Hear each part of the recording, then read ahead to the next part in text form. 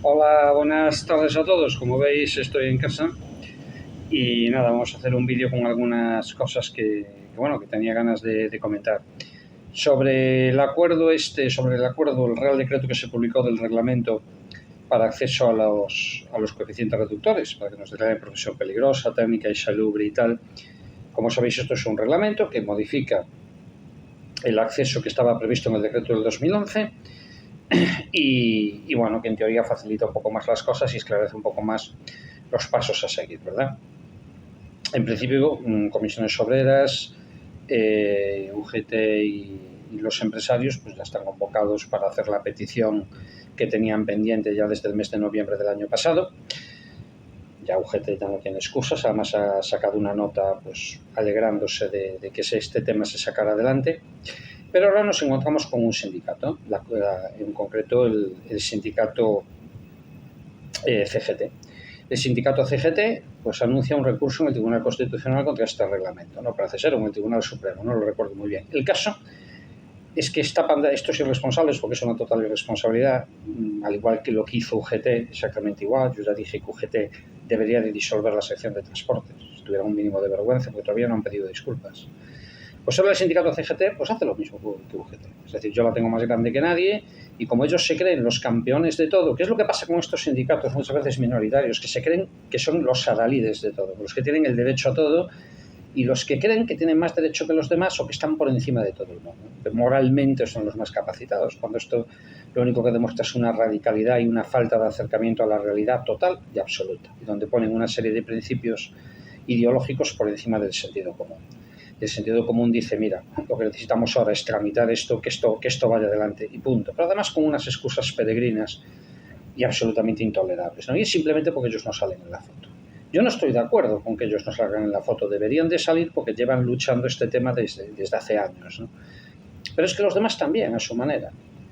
Y ya está, y se ha solucionado de esta forma, pues lo que hay que mirar es el bien de todos y no quién la tiene más grande, ¿no? Que es a lo que estamos. Es una vergüenza. Luego se extrañan de la desafección sindical. A mí no me extraña en absoluto. O sea, yo cada día lo veo más claro. Y puse a parir en su día a mi sindicato y vamos, si tengo que poner a parir a esta gente, pues también la voy a poner a parir. Y punto, lo siento.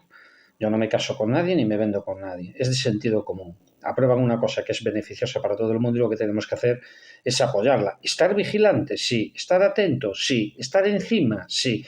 Pendientes de cualquier retraso, lo que sea, también. Intentando crear entre todos una fuerza única, una plataforma única y pera por esto, por supuesto. Pero intentar ir a un tribunal a paralizar lo que es lo que se van a intentar al final es lo que pueden llegar a conseguir, me parece de coña. Me parece una broma. ¿eh? Y todo por yo la tengo más grande que tú. Simplemente, no es por otro motivo. No es por otro motivo. Que no os cuenten milongas, ¿eh? Que no os cuenten milongas. Porque este tipo de sindicatos se creen puramente más ideológicos que el resto, cuando no lo son en absoluto. Simplemente no han tocado todavía el mogollón de poder que tocaron los demás. Y cuando les toque tocarlo, pues serán igual de puristas que el resto, como pasó en su día con los partidos políticos que han ido pasando según tocaron el poder. Pues pasó con Podemos, que os acordáis, que venía a cambiar el mundo. Hostias. Pasó con Ciudadanos, os acordáis, que quería reformar la ley electoral hasta que tocó poder, entonces ya no le interesó tanto. Pues lo mismo. Esto les pasa exactamente igual. Vale. Entonces era una cosa que tenía que decir. Recordad que esto es mi opinión, estos son vídeos de opinión. También recordaros una cosa, hay un juicio en Cádiz donde se va a procesar a un conductor de autobús, además del empresario, y se le van a pedir una serie de años de cárcel. ¿Y sabéis por qué? Porque iba por exceso de velocidad y tal. No, hay una buena velocidad un poco mayor, pero no da eso para pedir cárcel, no. Porque no hizo los descansos reglamentarios. Hubo un accidente, murió gente y hubo heridos. Y ahora van a por él. ¿Por qué no hizo los descansos reglamentarios? Es muy importante que estas cosas las toméis en serio. Hay que funcionar conforme a la legislación, hay que funcionar conforme a la ley. Y el empresario que no lo quiere entender tiene dos problemas. Tiene dos problemas, punto pelota, no hay más. Y lo mandamos a la mierda. De los que tienen problemas ahora para encontrar conductores son ellos. Pero fijaros, este conductor no cumplió los descansos, le piden 5 años de cárcel.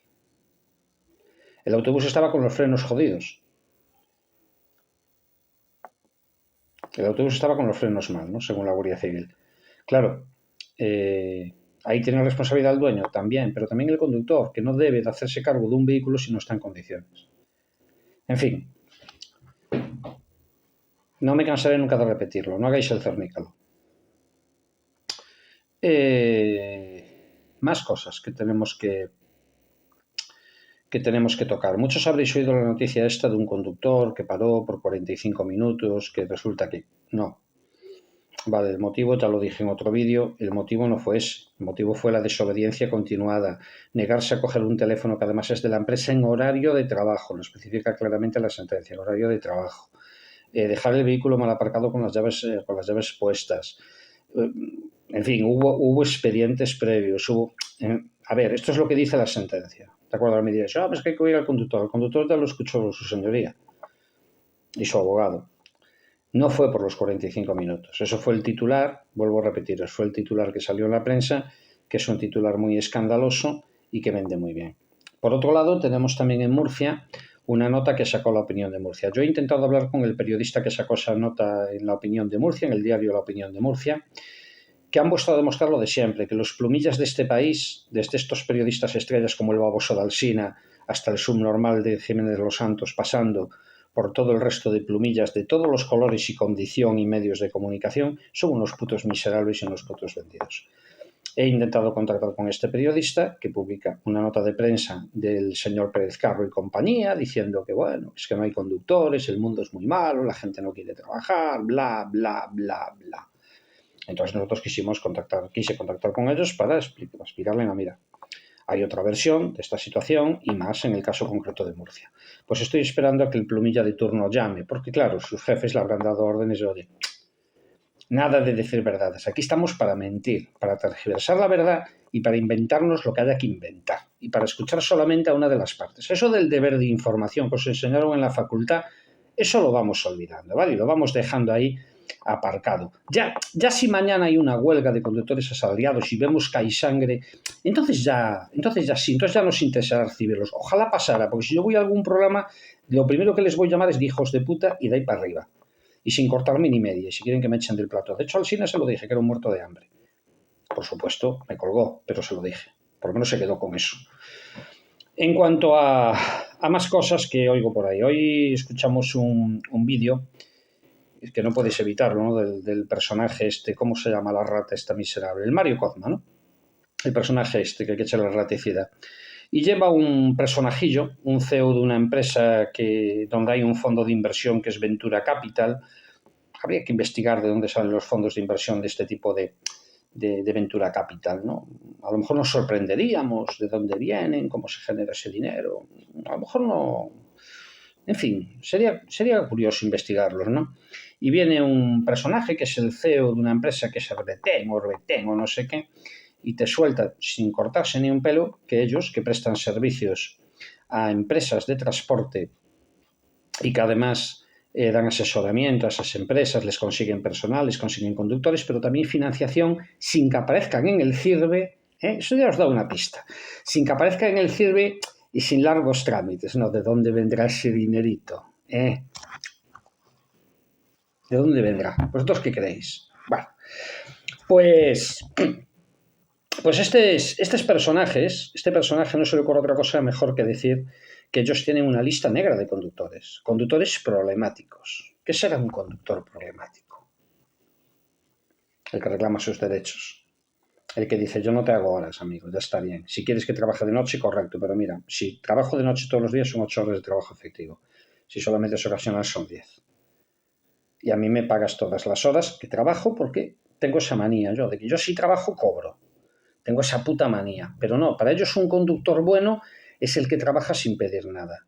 Un conductor bueno es el que echa las horas que haya que echar y punto. Un conductor bueno es el que se salta toda la normativa legal a vida y por haber. Ya lo dijo el impresentable este Mario Cosma, que a él lo multaron porque iba sin tarjeta, y claro, ¿cómo se les había ocurrido hacer eso, no?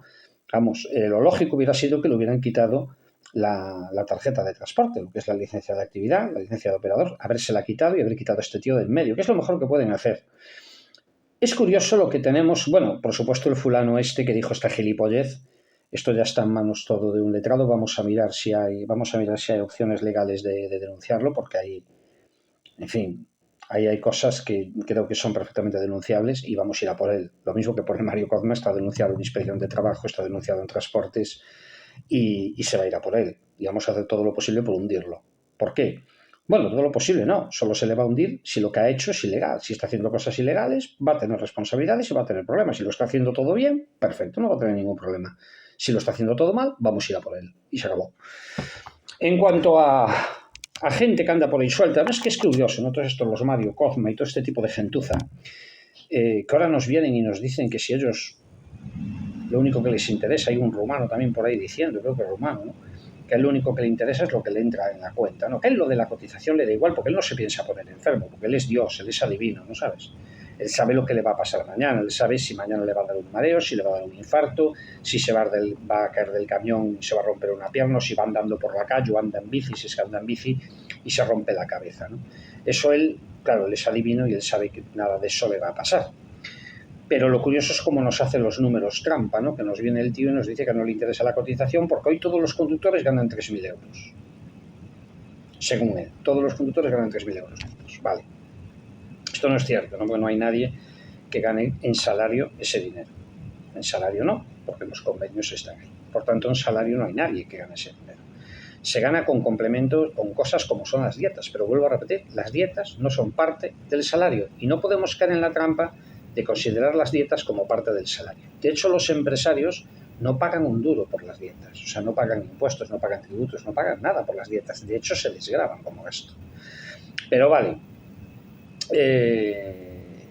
Aún suponiendo que fuera cierto, ¿no? Aún suponiendo que en la imaginación de este personaje alguien ganara 3.000 euros. Empieza a hacer las cuentas. Dice, pago tanto por un seguro médico. Claro, un seguro médico para él. Ahora multiplica ese dinero, campeón, por 4 si, por ejemplo, tienes mujer y 2 hijos. ¿Vale? Un seguro de vida para él y el resto de su familia. Un seguro de accidentes para él y el resto de su familia. Un seguro de desempleo para él y el resto de su familia. Un plan de jubilación para él y el resto de su familia. Y así todo, ¿no? Pero además se ha olvidado un detalle. Todos esos números que él hace, que nos dice, no, es que a mí un seguro médico me vale tanto. Primero, él no ha mirado lo que le cubre ese seguro médico, porque la mejor póliza médica de este país no te cubre ni el 45, ni la mitad de lo que te cubre la sanidad pública. Cuestión distinta es que la sanidad pública sea más lenta, lo que tú quieras. Pero a nivel de coberturas, vamos, no hay parangón con ninguna póliza. Pero es que además, de lo que se olvida este personaje es de algo muy sencillo. Si él, esas cantidades que está pagando le salen a ese precio, es porque hay sanidad pública, porque hay una seguridad social que te cubre en caso de que estés enfermo, porque hay un seguro de desempleo. Por todas esas cosas, las compañías privadas que te aseguran eso lo tienen que hacer a menor precio, porque hay eso. Porque si no lo hubiera y no tuvieran que competir con eso, los precios serían muchísimo más altos. Ejemplo, el ejemplo más fácil es Estados Unidos. En Estados Unidos, con las teorías dominantes, hacerse un seguro médico con muy amplias coberturas debería de ser súper económico debido a la enorme competencia. Bueno, pues es el lugar más caro del mundo para hacer un seguro médico, por ejemplo.